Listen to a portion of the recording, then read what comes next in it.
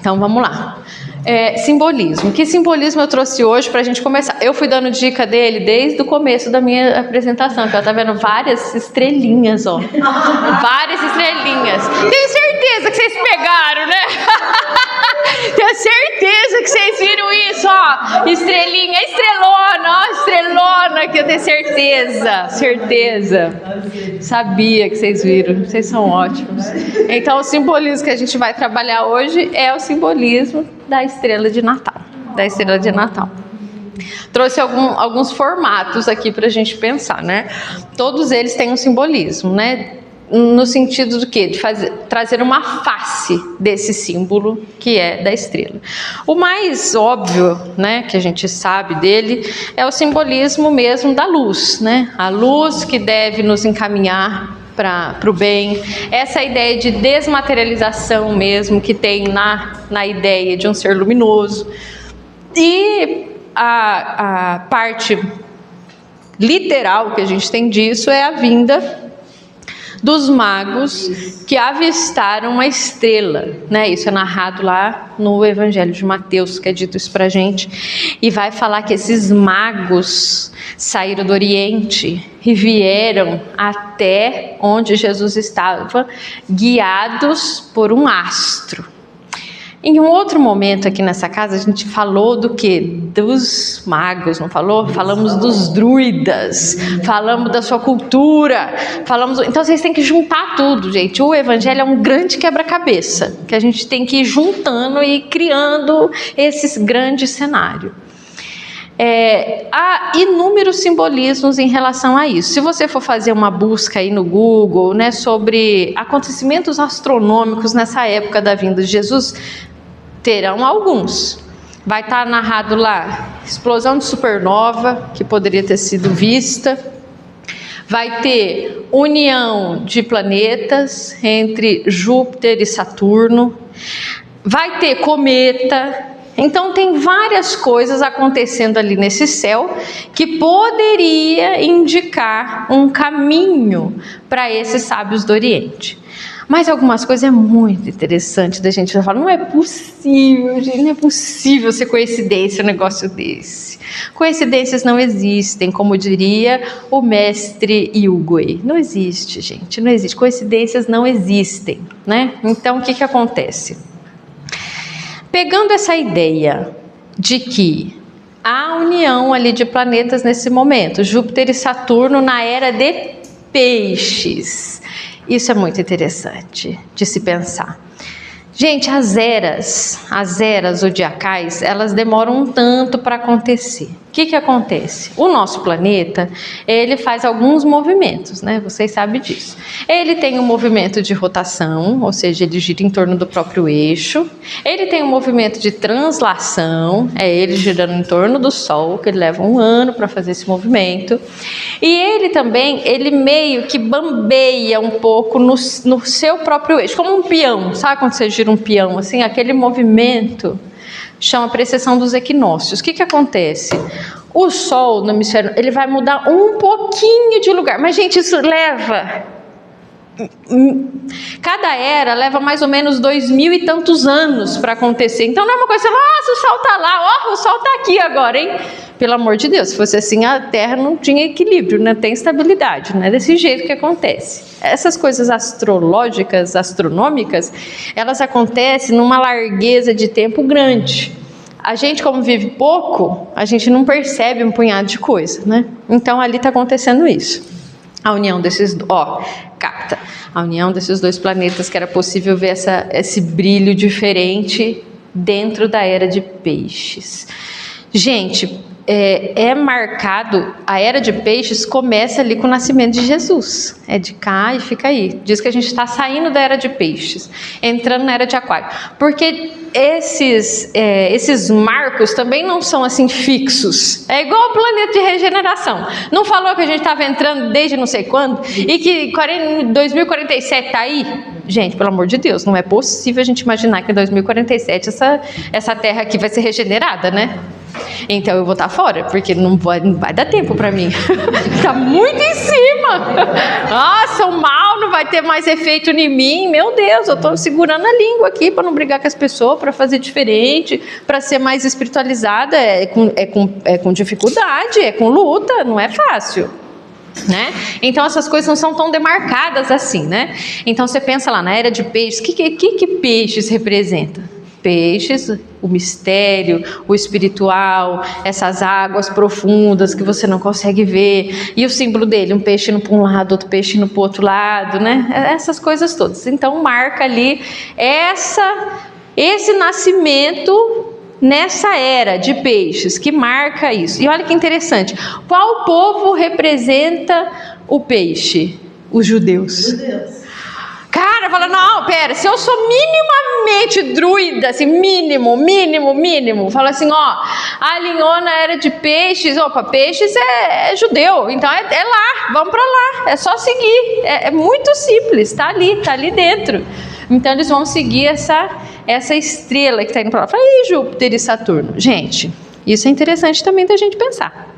Por quê? Porque o Saturno ele vai estar relacionado com o tempo, tanto que dependendo, né, da onde, se for romano, grego, depende, né, vai ter a ideia do Cronos, que vai estar relacionado com o tempo, ou seja, com coisas delimitadas, demarcadas, né, muito relacionado à disciplina, à maturidade, o tempo que traz, sabe, essa força de maturação, e está se juntando com Júpiter, e Júpiter vai estar relacionado a uma certa realeza divina. Gente, junta tudo.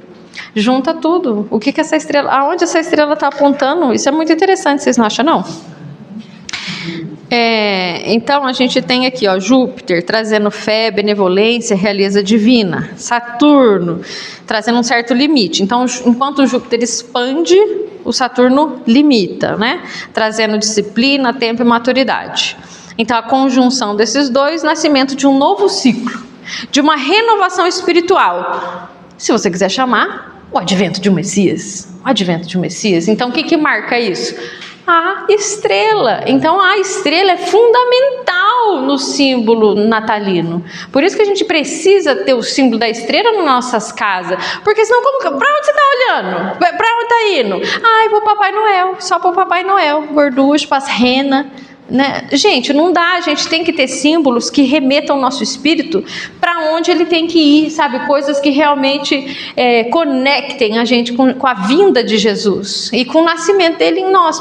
Não é à toa que a gente comemora isso sempre. Fala, mas eu vi lá que Jesus não nasceu em dezembro, nasceu em abril.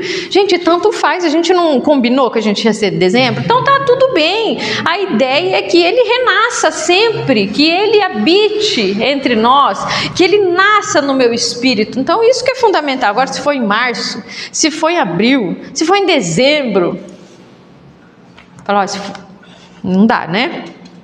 Não dá. Então a conjunção de Saturno e Júpiter, especialmente no signo de Peixes, foi interpretada pelos antigos sábios druidas como um anúncio de um novo tempo e de um rei espiritual, né? Então esses magos, sábios astrológicos, a gente pode pensar lá que vieram da Babilônia, por ali onde é o Iraque hoje em dia, desceram para lá e foram vê-lo, né? Esse alinhamento não é um mero acaso, mas o cumprimento de uma profecia celeste, o nascimento daquele que uniria o divino e o humano, a misericórdia, né, trazida por Júpiter, e a justiça trazida por Saturno. Eu tenho várias folhas. Não, de verdade, gente, daria para falar 1 hora disso aqui para a gente entrar nisso. Então não vou falar não, porque o tempo já está estourado, então eu vou só para cá. Então aqui a gente pode ver esse símbolo, principalmente no presépio, que sempre vai ter uma luz ali, sempre vai ter alguma coisa relacionado mais com essa ideia da estrela mesmo, que guiou esse movimento astrológico que acontece. Quando a gente vê aqui, ó, essa estrela de quantas pontas aqui?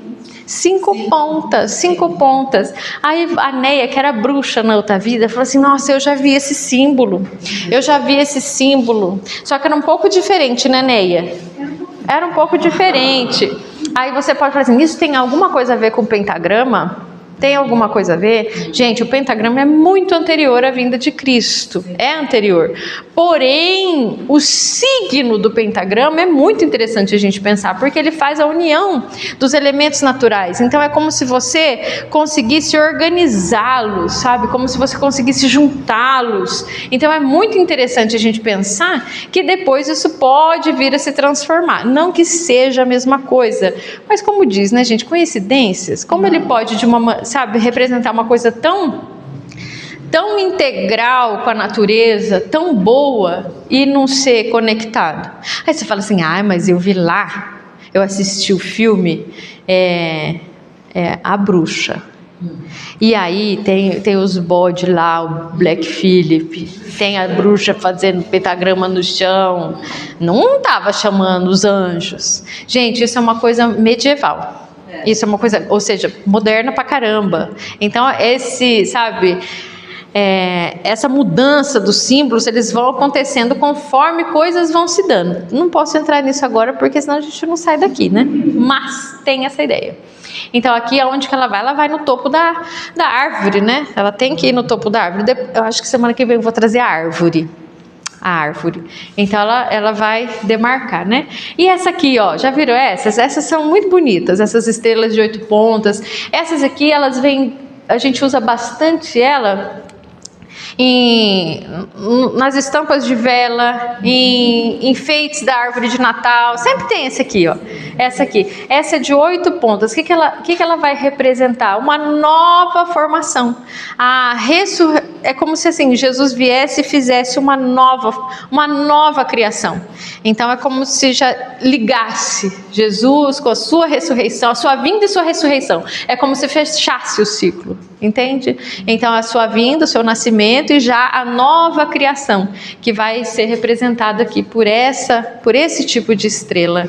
Então, é bom que a gente pense nos signos que a gente está levando para a nossa casa, o que representa cada um deles. E quando você colocar ele na sua casa, coloque o sentimento que ele também traz. Tenho certeza que já vai ser bem diferente do que só uma decoração.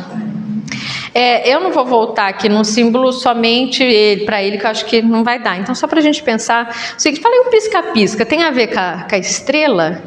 O pisca-pisca é muito moderno, porque para ter pisca-pisca tem que ter energia elétrica. Então, mas, gente, quando começa essa ideia, a gente tem que pensar que as coisas foram mudando, né? Então, antes colocavam-se velas na árvore, velas para decorar. E a vela tem ali o seu movimento, né? Ela bruxuleia, ela dança, né? Ela dança a vela. Ou seja, não faça, gente, o que a gente vê muitas vezes. Sabe aquela árvore inteira ligada, ela não pisca. Porque é muito mais bonita uma árvore inteira ligada, luzes amarelas, ai que linda, luzes... Então, é necessário piscar, sabe por quê? Porque é esse pulsar da estrela. Porque a estrela também, quando você vê, ela não está igual. Ela aparece, ela some, ela vai indo. Ela deixa, se for, né, o cometa, que alguns falam que vira um cometa, tem um rastro desse cometa que não é igual, né? Depende de como ele vai passando pela atmosfera, o jeito que ele vai deixando rastro. Então esse simbolismo do pisca, ele está relacionado com essa vinda, né, que já vem para a materialidade, ou seja, pega os ramos das árvores, que somos nós. Lembra que Jesus falou, eu sou a árvore, só que eu já estou entrando em outra coisa, né? Vocês são os ramos e não sei o quê, aí tem os pisca, né? E detalhe, você não pode jogar lá o pisca, tá? Joga lá na árvore. Você tem que... Como que põe um pisca na árvore? Rodando. É um movimento o quê? Ascensional, movimento ascensional. Então não me venha, gente. Amanhã tem uma árvore em casa. Movimento ascensional. Então você tem que fazer esse movimento, sabe? Você tem que viver essa experiência de trazer esses símbolos vivos para dentro de nós, né? E sempre subir em direção a essa estrela maior, que sempre vai estar apontado para cada um de nós. Ok? Alguma pergunta? Não, porque não tem tempo. Se vocês quiserem, vocês mandam lá no WhatsApp do auxílio e que a gente responde, tá? E semana que vem a gente tem um novo símbolo para... Isso, bota.